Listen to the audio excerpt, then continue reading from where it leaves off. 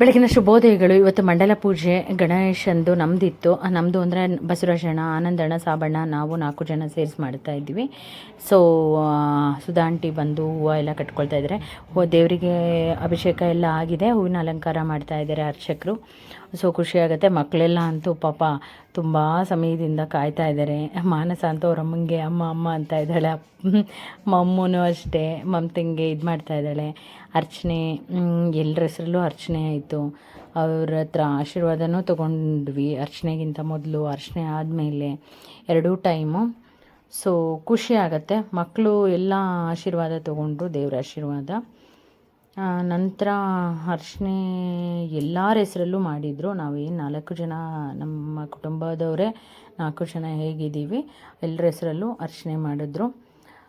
And ಪೂಜೆಗೆಲ್ಲ ಫಲತಾಂಬೂಲಗಳು 4 ಜನದ್ದು ಪೂಜೆ ಎಲ್ಲ ಇತ್ತು. ಮುಗಿಸ್ಕೊಬಂದು ಮನೆಯಲ್ಲಿ ಎಲ್ರಿಗೂ ಅವ್ರವ್ರದ್ದು ಕೊಟ್ವಿ. ಅದಾದಮೇಲೆ ಕಿಟ್ಟಿ ಪಾರ್ಟಿಗೆ ಹೋದ್ವಿ. ಕಿಟ್ಟಿ ಪಾರ್ಟಿಲಿ ಫೋಟೋ ಅದು ಇದು ಎಲ್ಲ ಆಯಿತು. ಸೀರೆ ಹೇಳಿದರು, ಬಟ್ ನಾನು ಹಾಕ್ಕೊಂಡು ಹೋಗಿರಲಿಲ್ಲ. ಸೀರೆ ಹಾಕ್ಕೊಂಡು ಹೋಗೋಕ್ಕೆ ಆಗಿರಲಿಲ್ಲ. ಹಾಗಾಗಿ ಅದಾದಮೇಲೆ ಈವ್ನಿಂಗು ಮತ್ತೆ ಪೂಜೆ ಇತ್ತು. ಪೂಜೆ ಪ್ರಸಾದ ಎಲ್ಲ ಇತ್ತು. ನಾವು ಪ್ರಸಾದ ಬಂದು ಇದು ಮಾಡಿಸಿದ್ವಿ, ಚಿತ್ರಾನ್ನ ಮತ್ತು ಸಿಹಿ ಬಾತ್ ಅಂದರೆ ಕೇಸರಿ ಬಾತ್ ಮಾಡಿಸಿದ್ವಿ. ಅದಾದಮೇಲೆ ಮನೆಗೆ ಬಂದು ಒಂದು ಫೋಟೋ ಆಯಿತು, ಫೋಟೋ ಶೂಟ್ ಆಯಿತು. ಅಮ್ಮು ನೀರು ಕುಡಿಬೇಕಂತ ಹೇಳ್ತಾ ಇದ್ಲು, ನೀರು ಕುಡಿದ್ಲು ಅಮ್ಮು.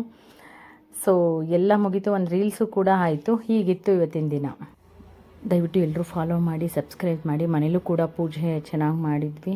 ಮನೇಲೂ ಪೂಜೆ ಮಾಡೇ ಹೋಗಿದ್ವಿ. ಸೊ ಬೆಳಗ್ಗೆ ತೋರಿಸ್ಲಿಕ್ಕೆ